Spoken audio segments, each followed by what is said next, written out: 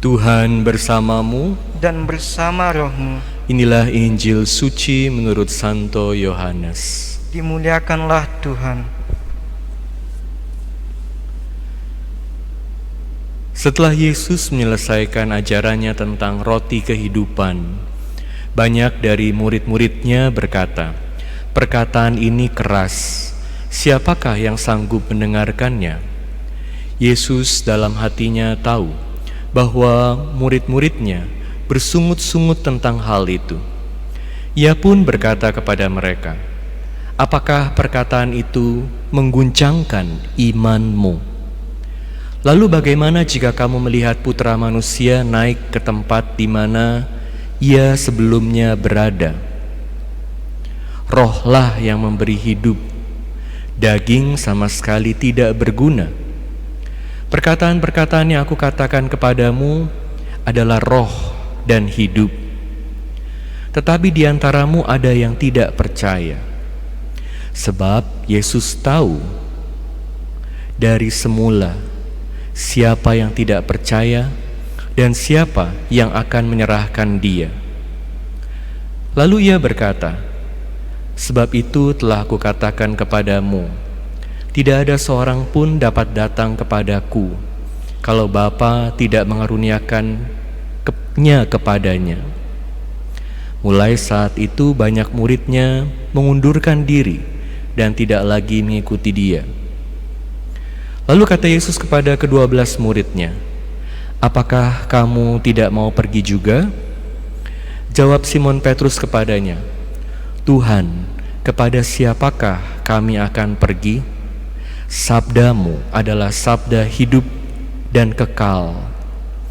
Kami telah percaya dan tahu bahwa Engkaulah yang kudus dari Allah." Demikianlah Injil Tuhan. Terpujilah Kristus. Tuhan, kepada siapakah kami akan pergi? Sabdamu adalah sabda hidup dan kekal. Saudara-saudari sekalian terkasih dalam Kristus, dalam Injil hari ini kita mendengar pernyataan iman dari Petrus yang luar biasa. Oleh karena itu, saya mau mengajak Anda sekalian untuk merenungkan tema iman, terutama iman dalam kesesakan. Apa itu iman? Iman adalah tanggapan manusia yang dimampukan oleh rahmat Allah untuk masuk dalam persahabatan yang kekal. Tanggapan manusia yang dimampukan oleh rahmat Allah untuk masuk dalam persahabatan yang kekal. Iman adalah tanggapan manusia. Tanggapan atas apa? Kalau kita membaca dari konstitusi dogmatik Konsili Vatikan II Dei Verbum yang menjelaskan mengenai wahyu dan iman, wahyu adalah pernyataan Allah akan dirinya. Allah memperkenalkan siapa Dia, dan tanggapan manusia atas perkenalan Allah itu adalah iman. Jadi Yesus dalam Injil hari ini kita juga mendengar bagaimana Yesus memperkenalkan dirinya sebagai roti hidup. Yang mengikuti mendengarkan Yesus perlu menanggapi bagaimana tanggapannya. Tanggapan mereka, apa yang dikatakan Yesus ini adalah kata-kata yang keras, kata-kata yang tidak bisa sepenuhnya dimengerti oleh pikiran mereka. Apalagi sebelumnya Yesus mengatakan bahwa yang mau mengikuti Yesus itu harus makan tubuhnya dan minum darahnya. Dan tentu secara literal buat orang-orang Israel ini tidak sesuai dengan hukum mereka, tidak boleh minum darah. Jadi bagaimana mau mengikuti Yesus? Ini adalah perkataan yang keras. Ketika kita mendengarkan berbagai ajaran iman yang diajarkan oleh gereja, yang gereja terima dari Yesus, ada hal-hal yang kita juga sulit untuk mengerti. Tapi iman kepada Yesus tentu bukan hanya soal ajaran iman, ajaran gereja, tetapi bahkan yang lebih sulit adalah bagaimana bisa terus mengikuti Yesus, menanggapi undangan Yesus untuk percaya. Kalau hidup ini begitu susah, kita pikir ikut Yesus bisa mudah, tetapi ternyata ada banyak tantangannya, ada banyak kesulitannya, apalagi di masa pandemi ini. Dan ada banyak orang yang kecewa, tanya, Tuhan kenapa? Gak bisa mengerti, gak bisa menerima. Udah berdoa, novena, misa tiap hari, mohon kesembuhan dari orang yang dicintai, tapi kok gak dijawab doanya. Bagaimana mau menanggapi ajaran Yesus, perkenalan Yesus, kalau ternyata ikut Yesus juga tidak mudah?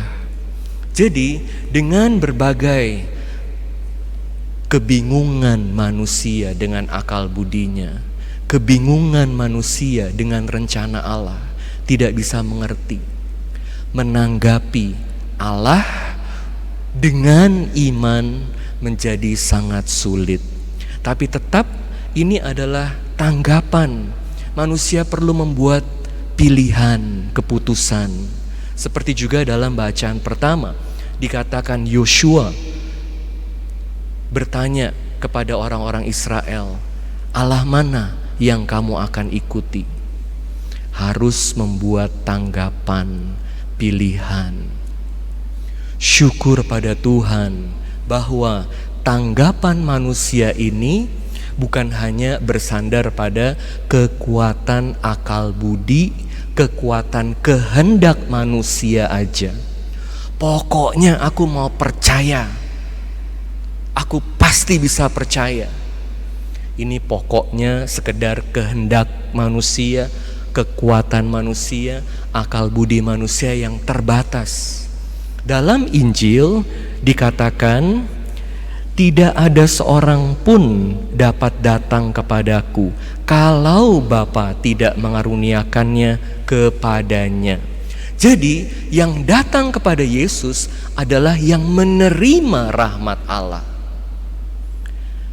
Kita bisa menanggapi undangan Allah, perkenalan diri Allah, karena pertama-tama kita sudah menerima rahmat dari Tuhan.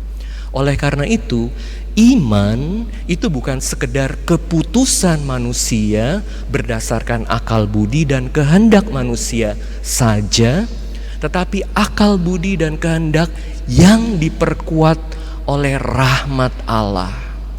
Harus ada rahmat Allah yang menggerakkan manusia supaya bisa menanggapi dengan iman.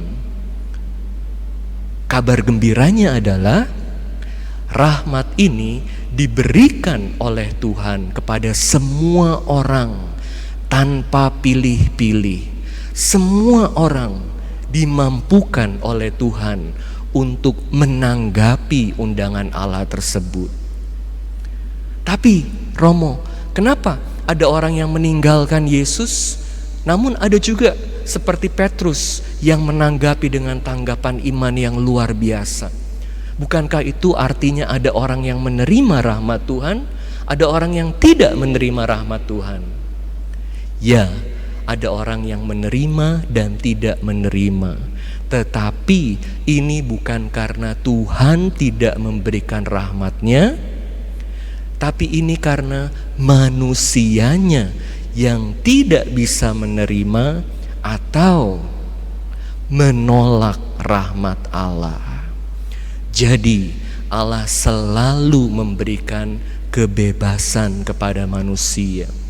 Walaupun sudah Tuhan mau berikan rahmat, Tuhan sudah berikan rahmat, tapi kalau hati kita terus-menerus keras menolak Allah, tidak mau, hanya mengandalkan pada pikiran kita sendiri saja, bagaimana kita bisa menerima rahmat Allah?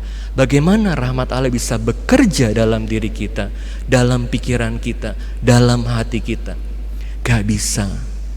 Tuhan menghormati kebebasan manusia. Karena apa? Karena ada elemen yang ketiga dalam iman.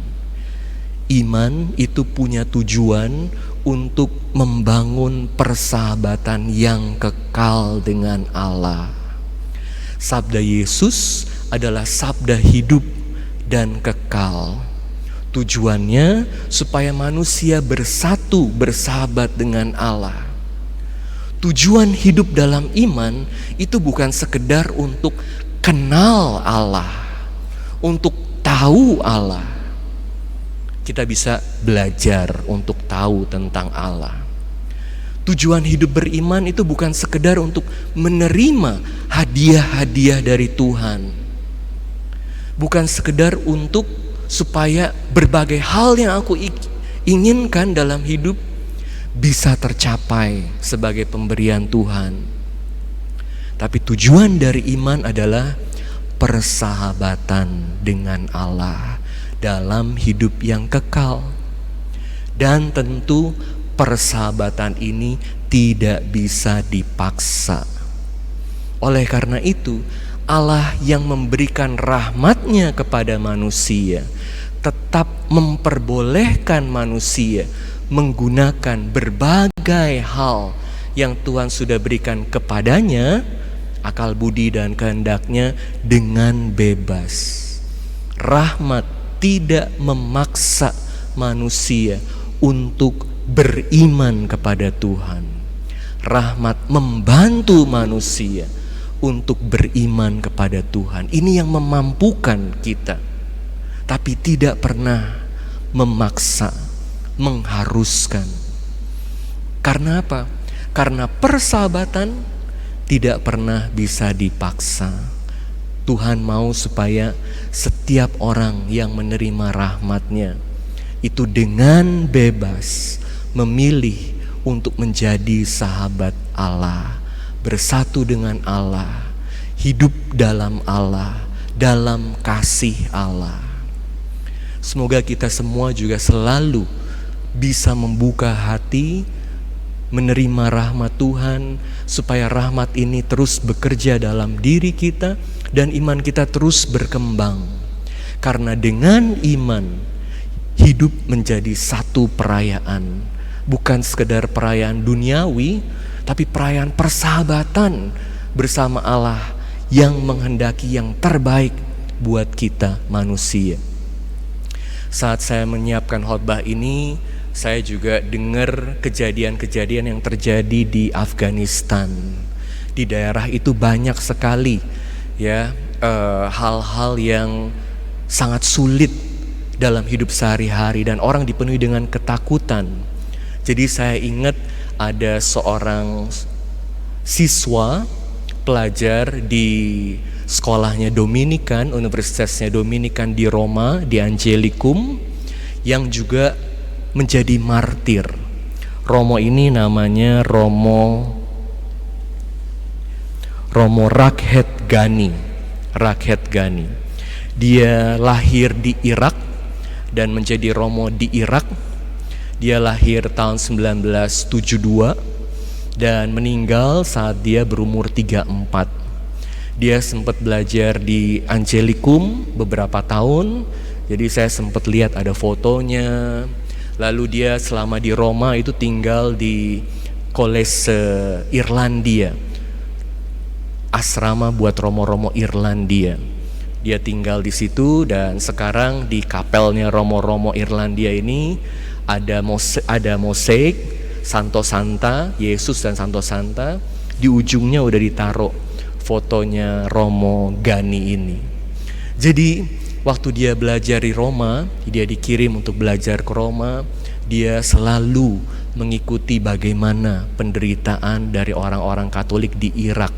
Sampai dia pernah bilang ke temannya, aduh kalau ini kita minum kopi di Roma, ini harganya udah cukup untuk makan kenyang untuk satu keluarga di Irak.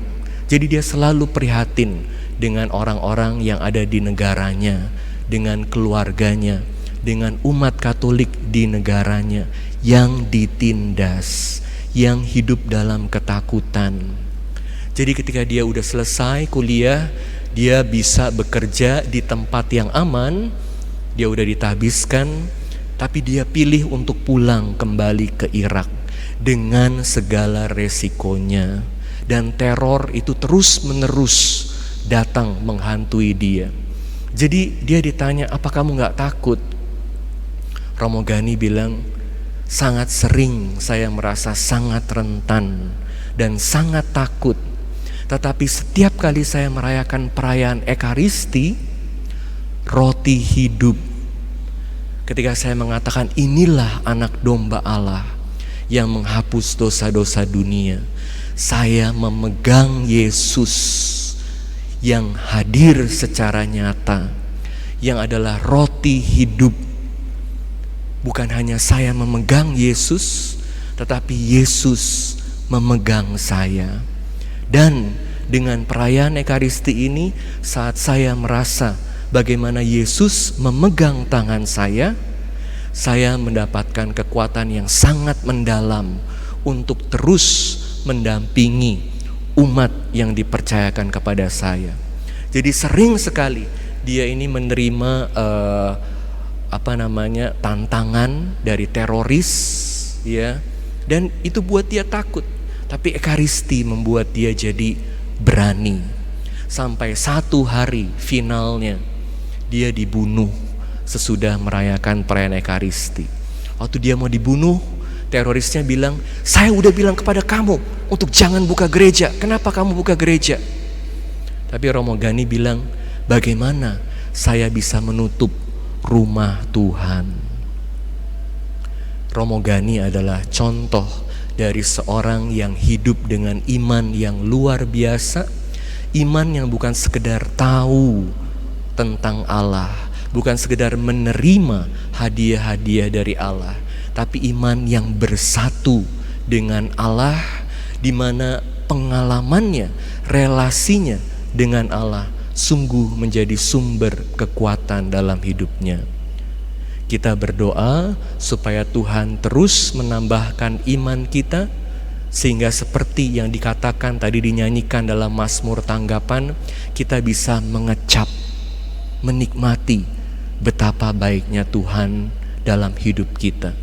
Bukan karena berbagai keinginan kita terpenuhi, tetapi karena Tuhan selalu menyertai kita.